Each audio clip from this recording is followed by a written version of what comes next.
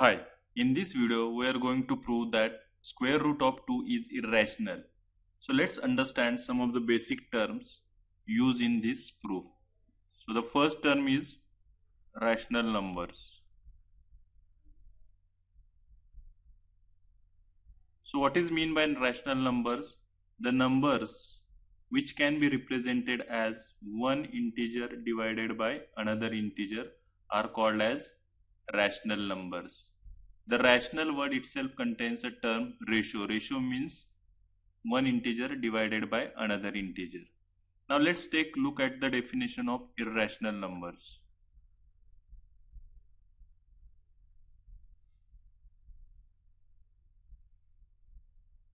So what is mean by irrational number? Irrational numbers cannot be represented as one integer divided by another integer. So irrational means not ratio. So it cannot be represented as ratio of one integer to another integer. Now let's see the proof. Root 2 is irrational. So our goal is to prove that root 2 is irrational. All numbers are classified into rational or irrational numbers. Instead of proving root 2 irrational, we are going to prove that root 2 is rational. Instead of proving root 2 is irrational, we are going to prove root 2 is rational. And if I fail to prove this statement, if I fail to prove the statement root 2 is rational, that means it is irrational. So if I fail to prove this statement, then ultimately this statement will be correct. Now this method to prove is called as proof by contradiction. Proof by contradiction. So to prove root 2 is irrational, we are going to prove root 2 is rational, and if we fail, that means ultimately root 2 is irrational.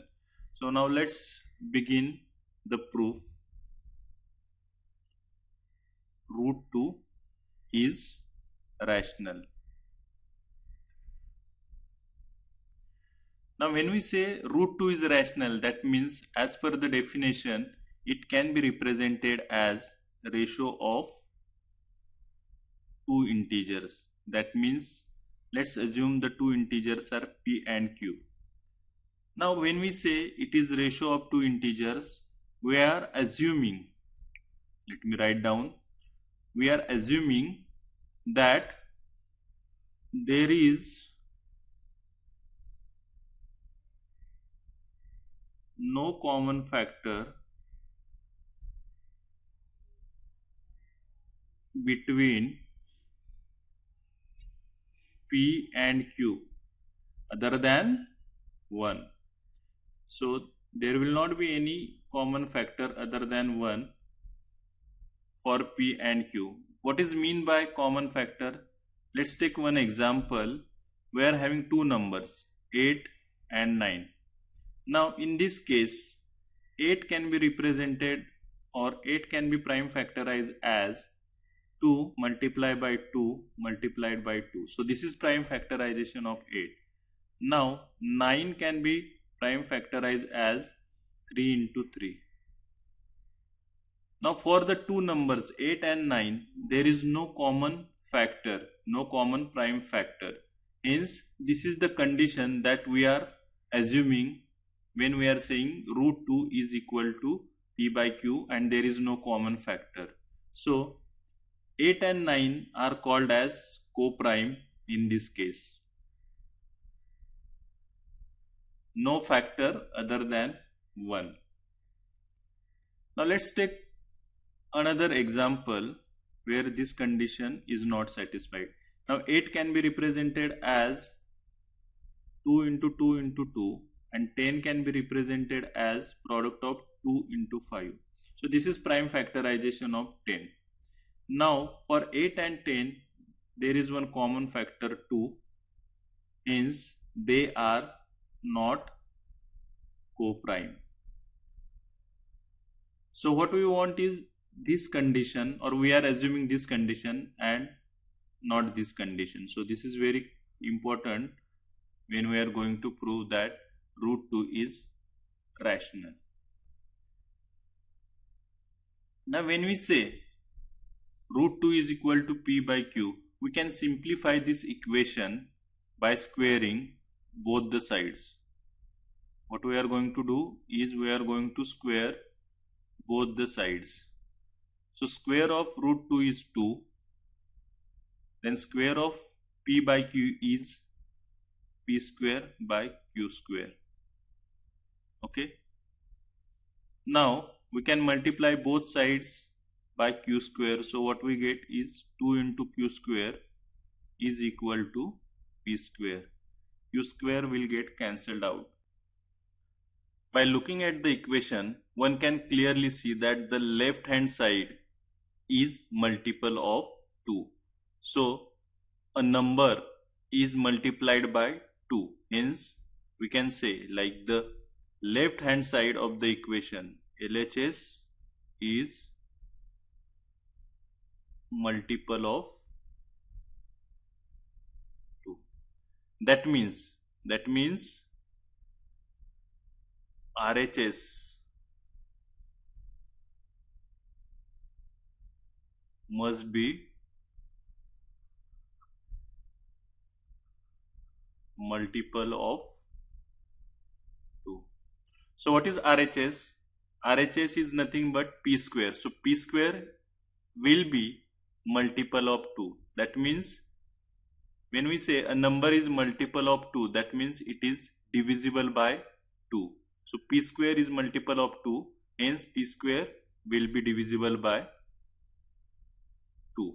P square will be divisible by 2. Now here comes a theorem into picture. So the theorem states that if a prime number divides square of a number, then the prime number also divides that number. Now let's take one example for illustration purpose.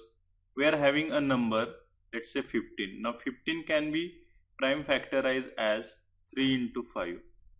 So it is having prime factors as 3 and 5. That means 15 is divisible by 3 or 5, which are prime numbers. Now if we square 15, then we get number as 225. Now 225 can be factorized as 3 into 5 multiplied by 3 into 5. That means it is nothing but 3 raised to power 2 into 5 raised to power 2. In this case also, the prime factors of 225 are same. So what are the prime factors? 3 and 5. Hence 225 is divisible by only these two numbers. So if a prime number divides square of a number, then it also divides the number. So in this case 3 and 5 divides the square of 15, that is 225. Hence they divide 15 as well. Now from the theorem we can conclude that as p square is divisible by 2, hence its square root, the square root of p square is p. P is also